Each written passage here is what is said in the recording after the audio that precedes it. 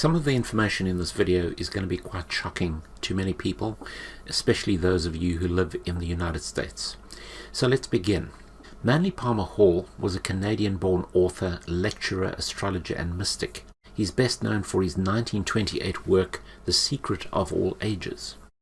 Over his 70-year career, he gave thousands of lectures, including 2 at Carnegie Hall, and published over 150 books. In 1934, he founded the Philosophical Research Society in Los Angeles, which he dedicated to the truth seekers of all time, with a research library, lecture hall, and publishing house. Many of his lectures can be found online, and his books are still in print. It's important to note that Manly P. Hall was in fact an occultist, a Freemason, and a Luciferian. We can see from his writings that he was deeply into the occult and that he promoted Luciferian doctrine and Freemasonry without any shadow of doubt. He basically promoted the deification of man, which is found in all Luciferian doctrine, hence this quotation. He spoke a lot about secrets, secret societies, secret symbols, and the secret language of symbolism, and of course Freemasonry, because he was heavily into Freemasonry. Manly P. Hall also taught that Jesus certainly was not the way, the truth, and the life. According to him, Jesus was just one of many spiritual teachers that led humans into spiritual enlightenment. This, of course, agrees with the teachings of Theosophy and Helena Blavatsky. Manly P. Hall wrote 3 books about America: The Secret History of America, America's Assignment with Destiny, and The Secret Destiny of America.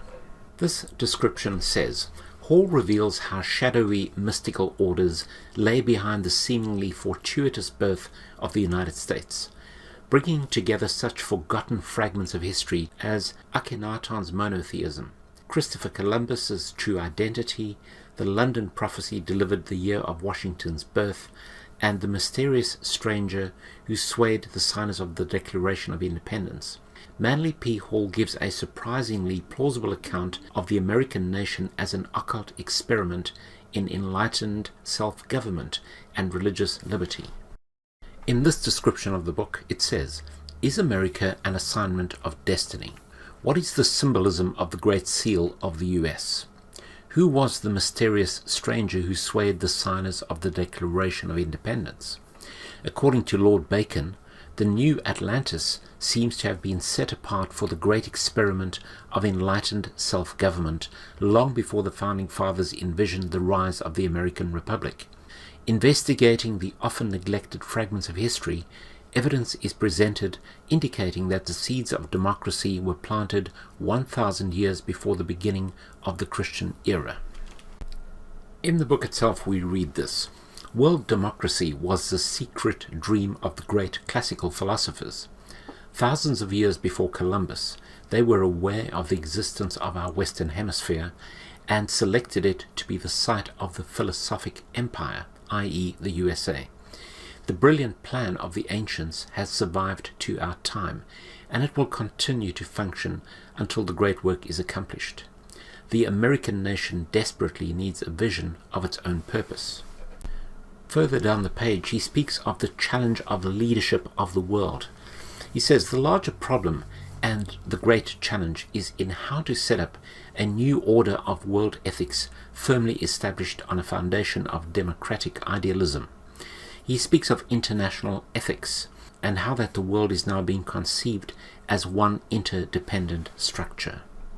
Many books have been written about the occult origins of the United States, and it is rooted in an ancient belief system, i.e. Luciferianism, rooted in Egyptology and worked out by Freemasonry. For example, we see George Bush Jr. surrounded by Freemasons in the White House. We also see the founding fathers of America wearing Masonic aprons, which of course is an inescapable fact. They were Freemasons. The Freemasons were also responsible for fomenting the French Revolution. We also see the evidence of Freemasonry on the American $1 bill.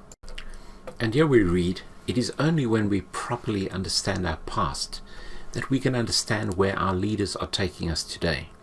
Only when we truly comprehend the occult heritage which our founding fathers set in place can we understand why America is constantly at war, why our nation forces a perverse brand of democracy upon the world, and why America has always been leading all nations steadily towards the Novus Ordo Seclorum, or the New Order of the Ages, i.e. the New World Order, the Illuminati symbol of which is on the back of the American $1 bill. In 1733, Rosicrucian Freemasonry formally entered America when the St. John's Lodge was established in Boston.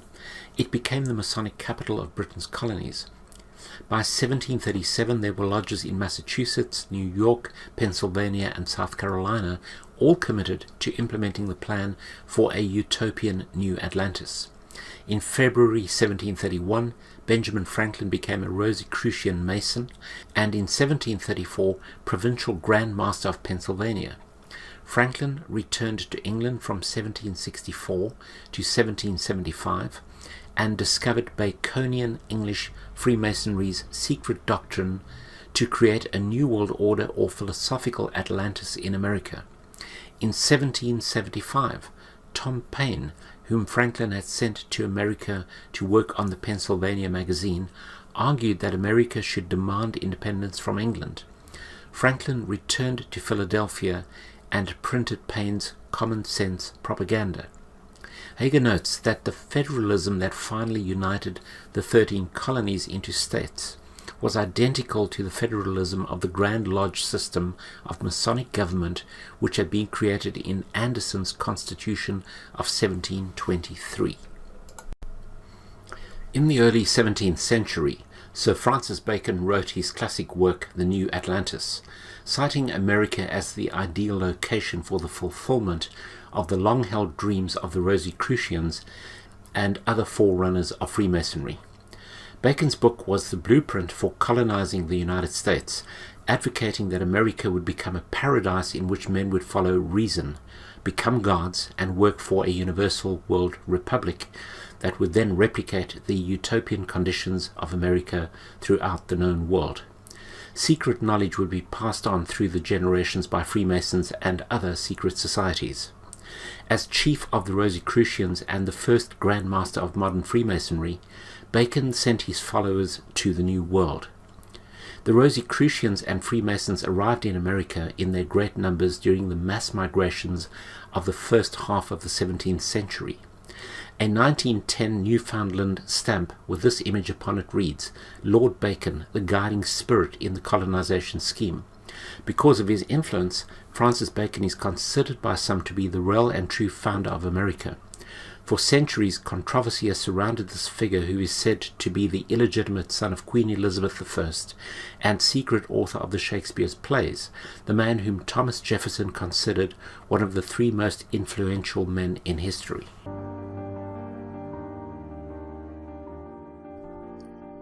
Since the time of the Great Flood, in the days of Noah, there has never been a nation like America.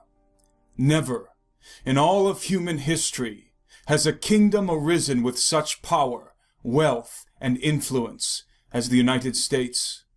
Within 200 years from the day of its founding, America ascended to the summit of supremacy, towering above every other nation on earth, with a military armament twice that of all other nations combined, and an economy that controlled the world. Was America's incredible rise to supremacy merely coincidental? Was it providential? One thing is for certain. This land of the plumed serpent was chosen long ago to be the trestle board of an ancient plan. The key that unlocks the mystery of America's secret destiny is a name: Francis Bacon. Sir Francis Bacon, without a doubt, is one of the most enigmatic personalities of the modern era. Born in London at the height of the English Renaissance on the 22nd of January, 1561, Bacon would himself become a Renaissance man of the highest caliber. Before his death on the 9th of April, 1626, this one man, within 65 years, would literally define the methods of modern science, as well as the parlance of modern English. But perhaps most significantly of all, he would chart the very destiny of what was to become the United States of America. Aside from his many exploits in science, philosophy, and literature, Bacon was a powerful statesman and parliamentarian, holding many titles during his illustrious career, including Attorney General, Lord Chancellor of England, Viscount of St. Alban, and Baron of Verulam, among others. He was also a favored courtier and close advisor of both Queen Elizabeth and her successor, King James. Dubbed the father of modern science, Francis Bacon has been hailed by many, including Thomas Jefferson, as one of the most influential men in all of human history. But behind the public veneer of this brilliant man lie dark and demonic shadows. Ironically, Francis Bacon is widely considered within the academic community to be the archetype of empiricism and practical thinking. And yet, if truth be told, this father of modern science can also be rightly considered the father of modern esotericism. It was most likely Bacon who coined the phrase, "knowledge is power." But what escapes those who employ this axiom is that the knowledge which Bacon valued most was not empirical knowledge, as they suppose, but rather esoteric knowledge. In other words, secret knowledge is the source of true power. It is no wonder, then, that Bacon himself claimed to be in possession of such secret knowledge, which he attained by his own admission through intercourse with demons. Among his many affiliations with the occult, Francis Bacon was a master Kabbalist. Kabbalah is the Jewish branch of the ancient mystery schools, and like the other branches, its prime objective is the perfection and deification of man. In a word, Luciferianism. For Bacon, the empirical material sciences were merely facilitators of the greater esoteric metaphysical sciences through which secret knowledge could be attained via contact with superior spiritual beings residing outside of the physical plane, beings through whom he claimed to have received the inspiration of his life's work. In order to veil this intercourse with demons from the vigilant eyes of the Roman Catholic Church and political adversaries, he concealed his occultic practices within the sanctum of secret societies, most notably the shadowy brotherhood of the Rose and Cross, the Rosicrucians, of whom Bacon was chief. In fact, there is reason to believe that Francis Bacon was the protege of notorious wizard Dr. John Dee, who was a close friend and advisor to Queen Elizabeth, and the deviser of a new brand of sorcery he called Enochian angel magic. Aside from being a sorcerer, Dee was a respected mathematician and astronomer, as well as a leading expert in navigation who trained many of the explorers that will conduct England's voyages of discovery. Dee was also a prominent figure within the Order of the Rose and Cross, and was most likely the Order's Grand Master, before passing the torch to Bacon. There are many peculiar stories surrounding the lives and times of both John Dee and Francis Bacon, which are in themselves highly intriguing. But what is most relevant to this analysis was their shared conviction that the legendary empire of Atlantis would rise again in the very land that is now called the United States of America. Dee and Bacon not only shared this conviction, but also labored under the guidance of non-human intelligences to make it so. Before his death in 1626, Bacon wrote a bizarre novel entitled New Atlantis. The book would not be published until 1627 by Bacon's personal secretary, William Raleigh, and never in its entirety.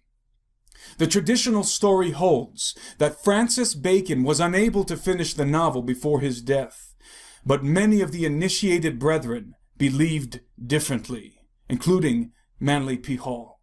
The New Atlantis was first published in 1627 as a kind of appendix to the Silva Sivarum, a natural history in 10 centuries. On the title page is a curious design. It shows the figure of an ancient creature representing time, drawing a female figure from a dark cavern. The meaning is obvious. Through time, the hidden truth shall be revealed. This figure is one of the most famous of the seals or symbols of the Order of the Quest. Contained within it is the whole promise of the resurrection of man and the restitution of the divine theology. It is well known among the secret societies of Europe that the second part of the New Atlantis exists. It includes a description of the great room in Solomon's house, wherein are displayed the crests and the coats of arms of the governors of the philosophic empire. It may be for this reason that the writings were suppressed, for these crests and arms belong to real persons who might have been subjected to persecution, as Sir Walter Raleigh was, if their association with the secret order had been openly announced. The New Atlantis is a fictional narrative, but with a non-fictional plot that may have served as the codex, the very blueprint for the formulation of the government of the United States of America and the esoteric organization that would control it from behind the scenes. In many ways, the New Atlantis is a manifesto of the secret society, a public confession, though concealed in a parlance perceived only by the initiated, concerning the construction of a utopian Christian society that would be ruled by a pagan philosophic priesthood, a priesthood dedicated to the doctrine and execution of the Luciferian agenda. The following is a brief summation of the New Atlantis. The story begins with a group of seafaring Europeans who set out on a voyage from the shores of Peru, but after being swept up in wayward winds, are driven far from their intended destination to the shores of an uncharted and mysterious island, whose name, they are told, is Bensalem, or Son of Peace in Hebrew. The seafarers soon discover that Bensalem is a utopian Christian society governed by an order of philosophic priests called the Society of Solomon's House, which house or college, my good brethren, is the very eye of the kingdom. After a lengthy tale of how Bensalem came to be a Christian nation, involving an ark as an Ark of the Covenant, the Apostle Bartholomew, the Bible, along with some extra-biblical texts, and the apostolic sign of tongues, the European strangers are briefed about the old world, the time when Atlantis reigned supreme, and the civilizations of the earth were higher and nobler, possessing secret knowledge and advanced technology. It is revealed to them that Atlantis was what they knew as America, and that there were also great and mighty kingdoms in Mexico and Peru associated with Atlantis. Finally, after much fanfare regarding the chaste and pious society of Bensalem, one of the Europeans is afforded a rare audience with an esteemed father of Solomon's house, whose pomp and regality is described in great detail. What follows is a comprehensive briefing of the many technological wonders of Bensalem.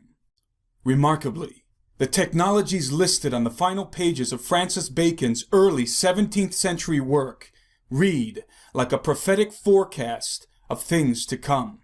They include, but are not limited to, deep underground facilities 3 miles down, skyscrapers half a mile high, wind and water turbines, artificial atmospheric devices, electrical devices, genetic labs, industrial manufacturing, lasers, powerful telescopes, spectacles for the eyes, magnifying glasses, audio amplification, including headphones, advanced firearms and missiles, flying machines, submarines, and holographic projections.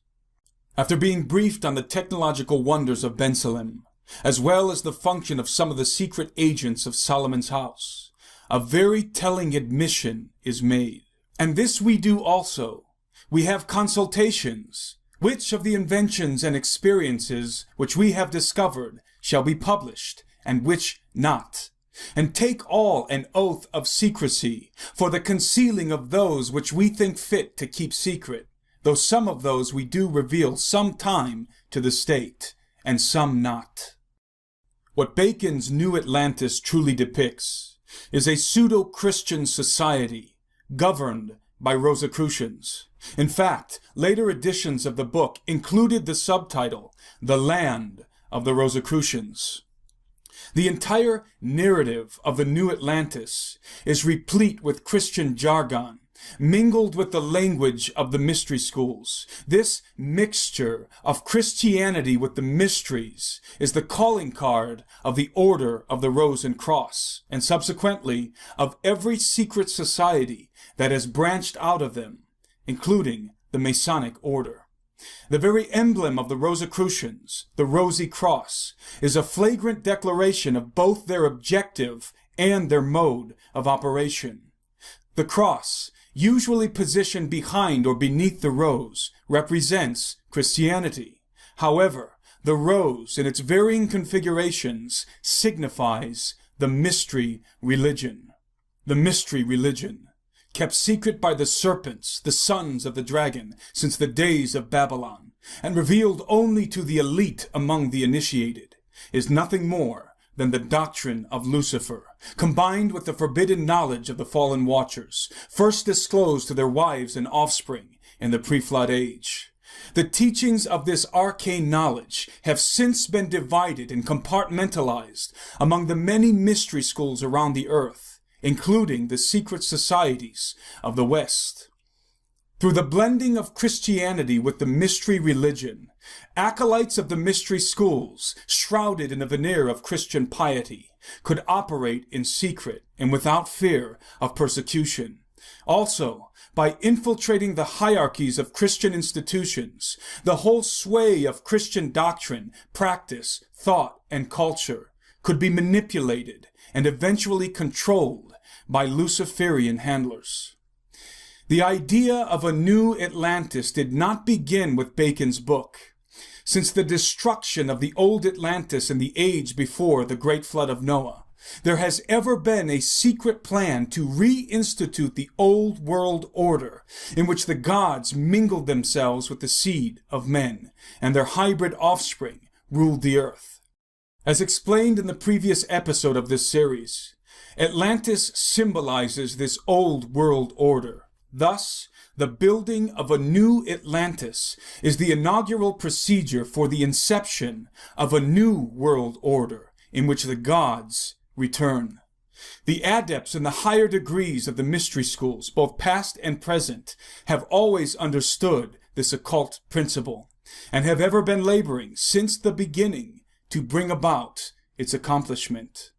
In his book, The Secret Destiny of America, late Masonic philosopher Manly P. Hall makes it abundantly clear that America was chosen long ago as the site for the rebuilding of Atlantis and the reinstitution of the old world order under the guise of universal democracy, the new world order.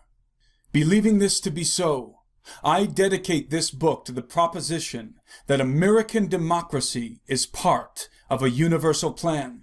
Thousands of years ago, in Egypt, the mystical orders were aware of the existence of the Western Hemisphere and the great continent which we call America.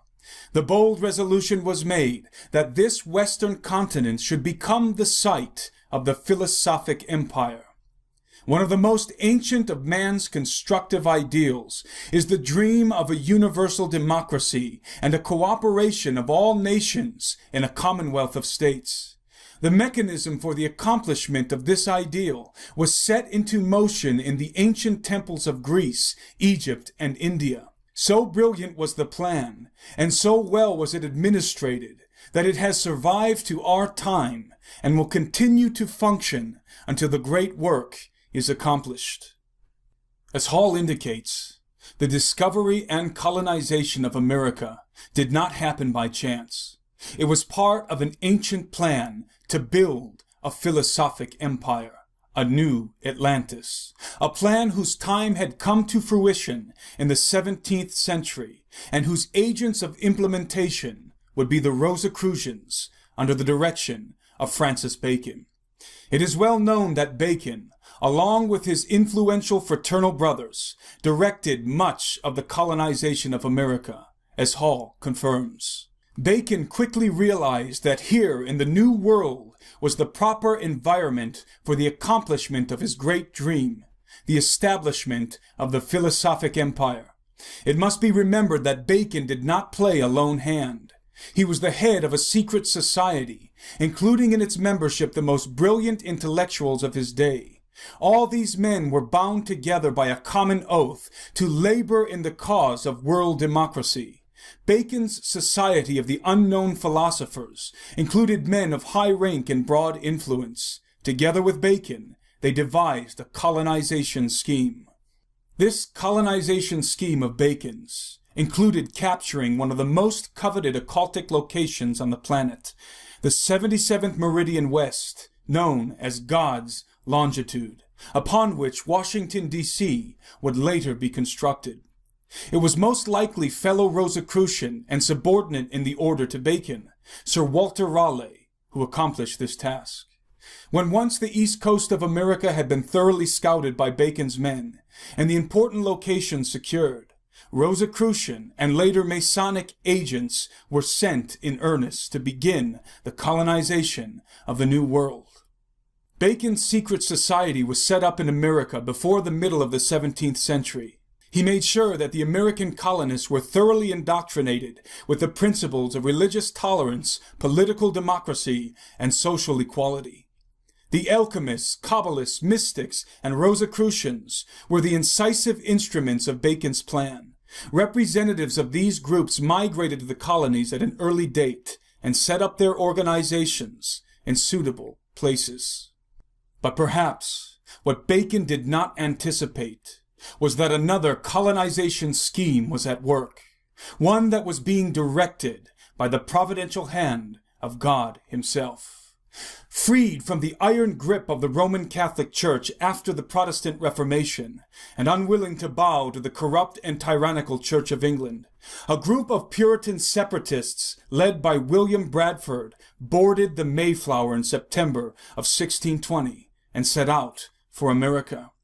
These were truly courageous and pious souls, and genuine Christians adhering to biblical doctrine. When once the pilgrims reached the shores of Cape Cod, after a long and treacherous voyage, they disembarked and fell on their faces before God, making with him a covenant for themselves and their posterity. Thus, the duality in our country began. On the one hand, Rosicrucians, Masons, alchemists, Kabbalists, and mystics were coming to America to carry out the ancient Luciferian plan and build the new Atlantis, while on the other, true biblical Christians were building godly communities and living in accordance to the teachings of the Apostolic Fathers. But the influx and influence of the secret societies could not be abated, and before long, the course of the colony's future was being plotted in Masonic lodges. Even the Revolutionary War that would lead to America's independence was guided by the brethren of the mystery schools, as Tom Horn affirms in his book, Zenith 2016. That a Rosicrucian Masonic brotherhood was involved in the American and French as well as European revolutions is indisputable today. As many as 44, though probably a lower number, of the 56 signers of the Declaration of Independence were Freemasons.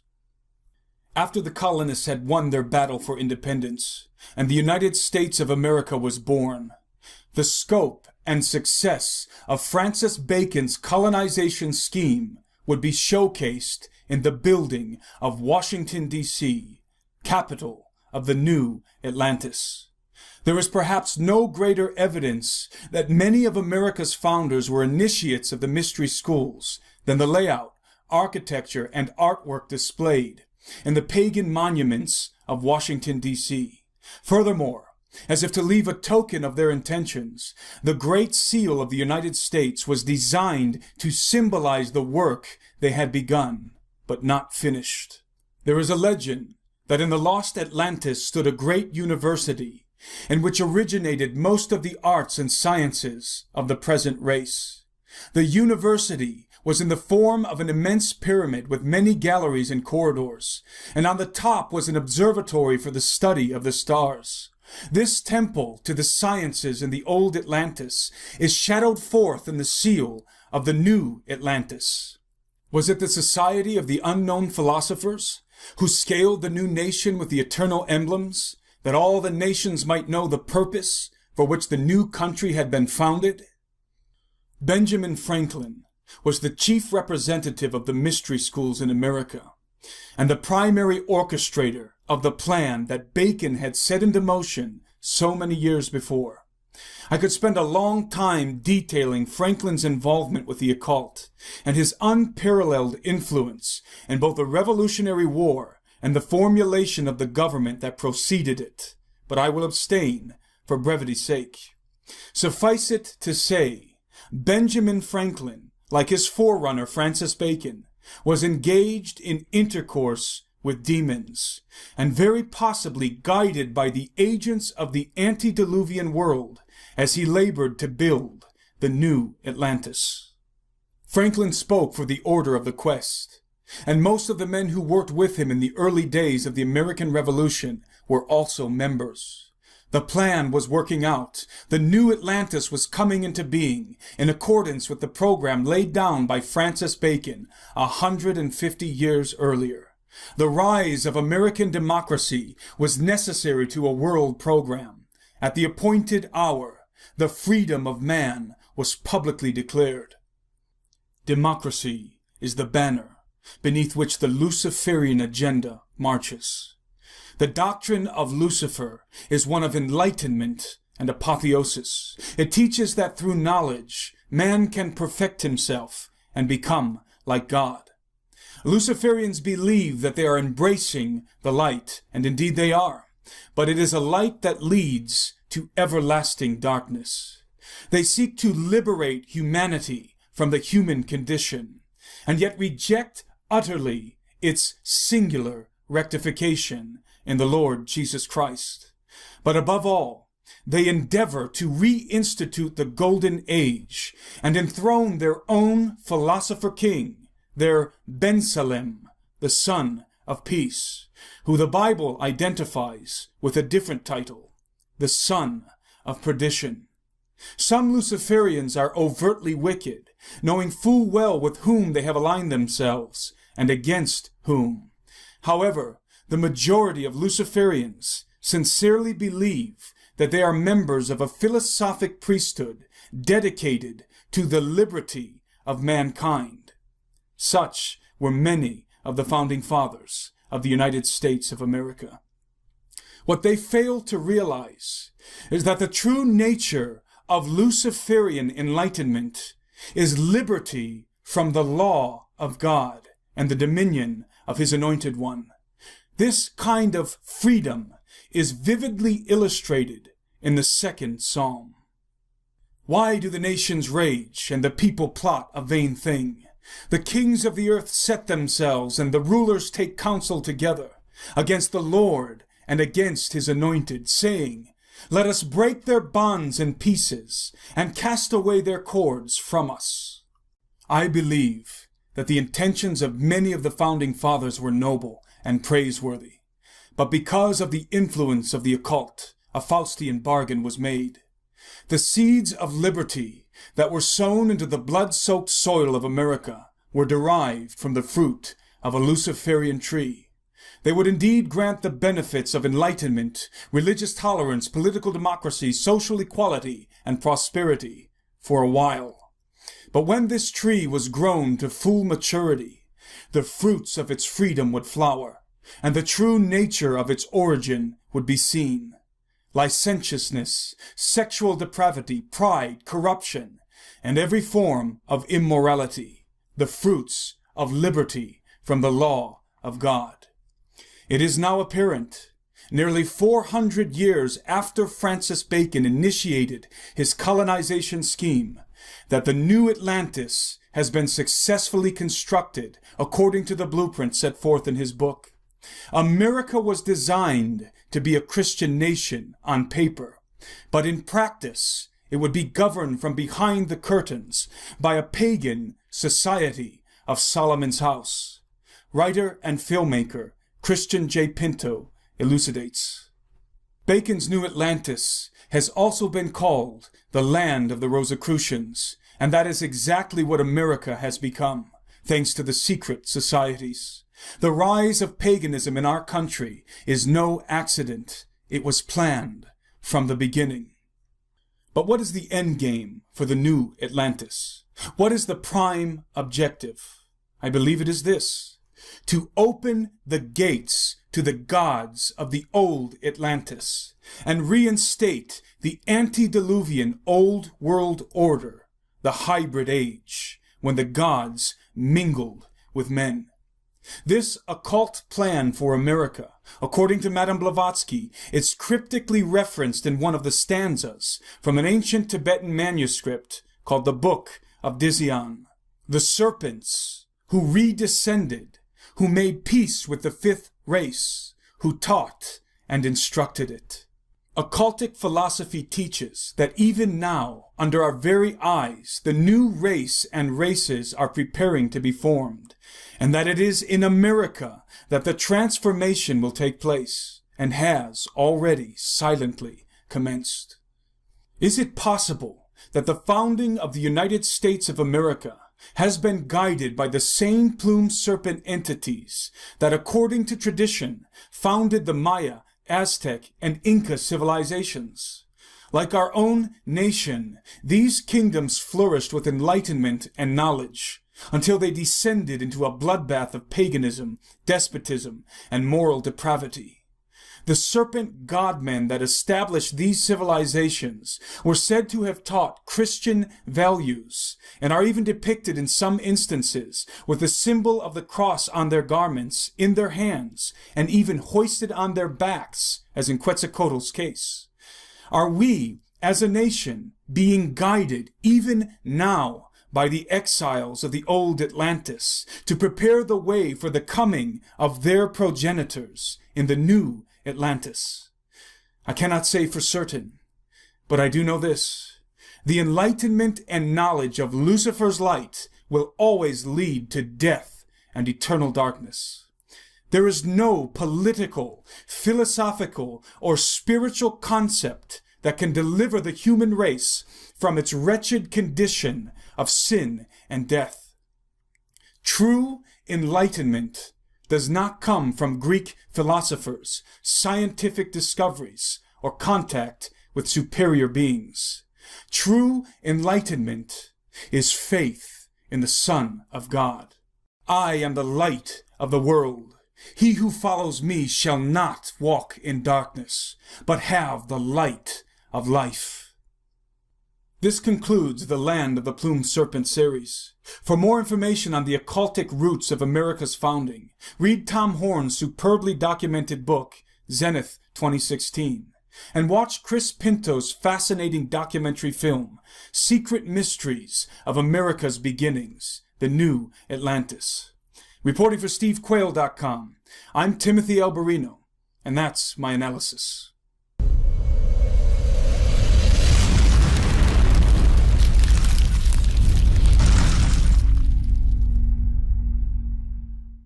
Well, last night I sort of left you with a revelation that many of you were not prepared to receive. And tonight I'm going to continue and back it up with a lot of facts. Remember, a lot of the meat of this little mini-series that we're doing this week comes from a book entitled Scarlet and the Beast, written by John Daniel. Now, we've covered a lot of territory, and one of the points that I made is that the beast must resemble with at least 14 points exactly ancient Rome. So we'll begin tonight setting out some of these similarities between Rome and the United States of America. From 100 to 300 AD, most of pagan Rome converted to Christianity. And when this nation was founded, 67% of America's population was Christian. Christians in Rome suffered severe persecution. Christians in America were fleeing European persecution. Rome, ladies and gentlemen, in its time was the melting pot of the world. And today, one of the well-known phrases is that America is the melting pot of the world. Rome was a democracy based upon a two-party system, the optimates and the populares. And the United States of America, they say, is a democracy. It was really founded as a republic, but today a democracy based upon a two-party system, the Democrats and the Republicans. Rome had a divided balance of power, the Roman tribune and his Senate. America has a divided balance of power, the American president and his Congress. Rome was based on specific laws. They had 12 tables. America is based on specific laws, our Constitution. Rome protected the rights of its citizens. America, up until recently, protected the rights of its citizens. In Rome, all men were equal. That was the international law of Rome. In America, all men are equal according to the Declaration of Independence. But let me set that straight. All men in the Declaration of Independence were created equal. All men are not equal. And in Rome, all men, even though they said they were equal, were not. Those are facts. Look in history and you will see. Rome had a sordid history of slavery. America also had a sordid history of slavery. Rome was capitalistic. America is capitalistic. Rome practiced abortion as a means of population control. And the United States of America practices abortion as a form of birth control. Rome loved R-rated entertainment. Look at the history of Pompeii. And here in the United States of America, we protect R-rated entertainment under the First Amendment as freedom of speech. Rome had a welfare program funded by taxes. You all know that we also have a welfare budget, and many take advantage of it. In fact, our welfare budget rivals our military budget. Rome had a thriving business in lawsuits. America also has a thriving business in lawsuits. Sports was Rome's pastime. And in America, football dominates fall and winter, basketball winter and spring, and baseball spring and summer. And I know some men who don't know anything more than the sports statistics for their favorite teams. And they think they're brilliant because of it. Ancient Rome's national emblem was the single-headed eagle pointing west. America's national emblem is the single-headed eagle pointing west. From 300 to 500 AD, the Roman Church was weakened spiritually because of pagan infiltration. And after 200 years, the Church in America has also been weakened spiritually because of Masonic infiltration, which is nothing more than the ancient pagan religion of Babylon. So we have not only met 14, ladies and gentlemen, we've gone beyond 14 if you were counting. Most historians also attribute the name America to the explorer Amerigo Vespucci. Freemasonry, however, has a different point of view, and this will be new to most of you. For according to Freemasonry and author Manly Hall, a 33rd degree Freemason, the Indians in Central and South America say the name came from their gods who were peace-loving. For example, the supreme god of the Mayan culture of Central America was known as Quetzalcoatl, a light-skinned god who wore a long white robe covered with red crosses. Carved in the stones of his temples were serpents. Quetzalcoatl was known as the peace-loving serpent god. Serpent god. The same god in Peru was known as Amaru, the god of peace. He was pictured as a plumed serpent. Amaru's territory was known as Amaruca. The 1895 issue of the publication called Lucifer, a periodical published by Freemason Blavatsky's Theosophical Society, states this, quote, "From the latter comes our word America. Amaruca is literally translated land of the plumed serpent. The priests of this god of peace once ruled the Americas. All the red men who have remained true to the ancient religion are still under his sway." And according to author William T. Still, Manly Hall claims that since the serpent is frequently symbolic of Lucifer, it is no exaggeration to extrapolate from this that America may well mean, quote, land of Lucifer, end quote. We already have discussed the hierarchy in Freemasonry and that they consider Lucifer to be the good, benevolent, and peace-loving God. Their philosophy is known as the Luciferian philosophy, and it goes something like this. Man was held prisoner by an unjust, vindictive, and jealous God in the Garden of Eden. He was bound in the chains of ignorance. Man was set free by Lucifer through his agent Satan when man was given the gift of intellect. And through the use of this intellect, man himself will become God. That is the Luciferian promise, the promise of Satan to Eve in the Garden of Eden. Now remember, these are all metaphors. I don't believe for 1 minute that there was a naked man and woman standing by a tree and a snake came up and talked to them. These are substitutes, symbols for something much, much deeper, much deeper. America is known as the good, benevolent, and peace-loving nation. We've also discussed the seal of the Illuminati, the unfinished pyramid. Its capstone and its all-seeing eye represents the kingdom of Lucifer. The image of this Luciferian masterpiece makes up half of the Great Seal of the United States of America. Just look at a $1 bill. And Ezekiel chapter 28, verse 12, tells us that Lucifer was the epitome of beauty. America the beautiful may therefore be a sinister figure of speech for Lucifer the beautiful. Freemason Manly P. Hall states that when Atlantis died, so did the ideal pattern of government.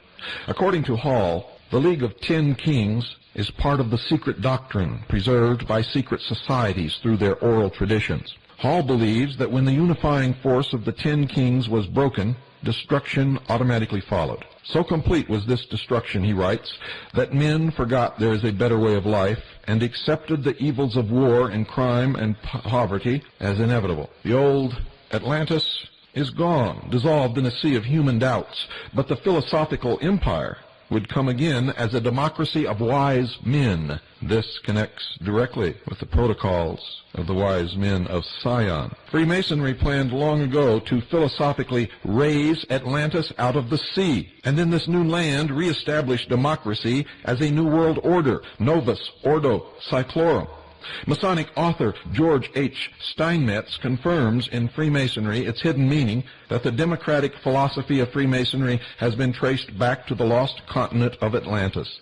He attempts to prove that Atlantis was a Masonic society by suggesting that the destroyed temples of Upper Egypt are all part of that Atlantean destruction. There, in Egypt, we find their ruined temples, which compared with our lodge rooms have similar floor plans, the same dark north, and many of the same emblems. And remember, in the Lion King, to the north was darkness and desolation. Finally, Steinmetz says that one cannot understand the universality of Freemasonry without accepting the Atlantean account. Hall concurs. Masonry is a university teaching the liberal arts and sciences of the soul to all who will attend to its words. It is a shadow of the great Atlantean mystery school which stood with all its splendor in the ancient city of the Golden Gates, where now the turbulent Atlantic rolls in unbroken sweep. And I bet you wondered why they named the bridge in San Francisco the Golden Gate Bridge. Now you know. Hall suggests that the antediluvian civilization was democratic, that Freemasonry planned over 3 centuries ago to recreate a universal democratic society that will philosophically rise up out of the sea, and like Atlantis, join with 10 kings to lead mankind in the pursuit of universal happiness. And what is the sea? Remember, the sea is the mass of humanity, great numbers of people. To rise up out of the sea is to establish through revolution, and that's coming. He says that the Christian church has delayed the search for the new Atlantis, and that's why they hate Christians, and Christians, like Orthodox Jews and the followers of the Prophet Muhammad, are scheduled for extermination in the New World Order. And he alludes to the ancient Roman Empire as the last attempt at resurrection of the Atlantean project, and states that another attempt would be made. Now we can see how Freemasonry's planned resurrection of Atlantis correlates with Daniel's prophecy of a revived Roman Empire. Likewise, John's vision of the beast with 10 horns, representing 10 kings, is more significant in this regard, given the fact that Freemasonry calls for its one-world government to be patterned after the Atlantean League of 10 kings. Therefore, to locate the headquarters of Freemasonry's new philosophical Atlantis, Daniel's revived Roman Empire, and John's beast, we must search for a land that meets the following requirements. 1. If old Atlantis was democratic, then new Atlantis will be democratic and most likely be born of Templar French Freemasonry, the father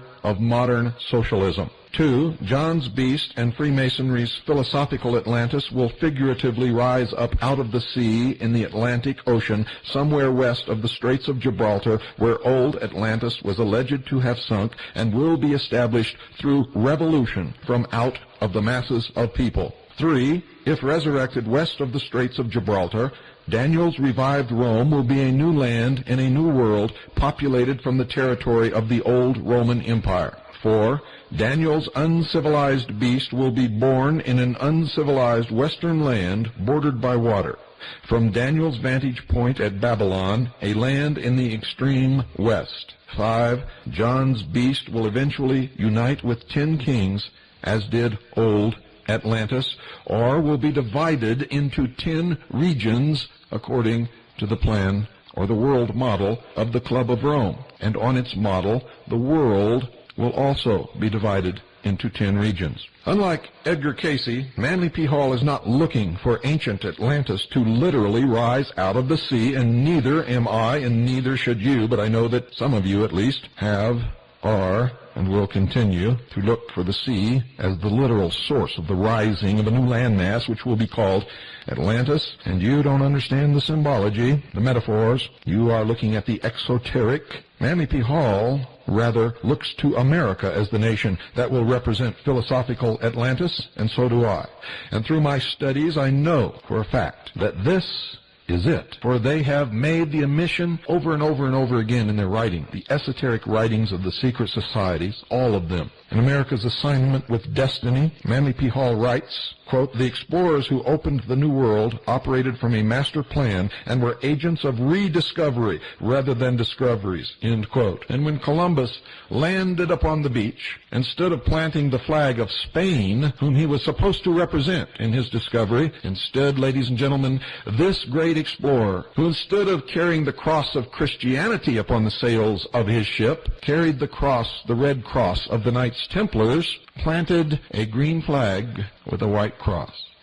In a second book, called The Secret Destiny of America, Manly P. Hall claims that the unifying goal of ancient secret societies was to create a new Atlantis beyond the Atlantic Ocean in what is now called America. The bold resolution, he said, was that this western continent should become the site of the philosophic empire. Still explains that America, according to this great plan, was to become the first nation to begin to establish a universal democracy or world commonwealth of nations. This quest was said to be the most noble pursuit to which a man could devote himself. And ladies and gentlemen, I would have to agree with that statement if it were done honestly and openly and for the noble purpose for which they claim. But we know that it is built upon lies and deception and manipulation, and that the men bringing it about, and it is all men, they do not practice what they preach. They are liars, deceivers, and manipulators. And there is nothing noble about the goal of these scum. The first modern philosopher to promote America as the new Atlantis was Sir Francis Bacon, who lived from 1561 to 1626. He was an English lord and Zionist Rosicrucian. As an occultist well-versed in the Great Plan, also known as the Enterprise, Bacon concealed the secret doctrine in a novel entitled New Atlantis, in which he laid out the plan for a utopian society to be built on this newly discovered continent. Masonic authors Marie Bauer Hall and Manly P. Hall respectively say of Bacon, and I quote, "Bacon is the founder of Freemasonry, the guiding light of the Rosicrucian order, the members of which kept the torch of true universal knowledge, the secret doctrine of the ages, alive during the dark night of the Middle Ages." Bacon had been initiated into the new liberalism represented throughout Europe by secret societies of intellectuals dedicated to civil and religious freedom. Later, when the moment was propitious, he threw the weight of his literary group with the English colonization plan for America, cherishing, as he did, the dream of a great commonwealth in the new Atlantis, end quote. This great plan has been perpetuated by an international group of only the highest initiates of the secret societies, as I have revealed to you over the years.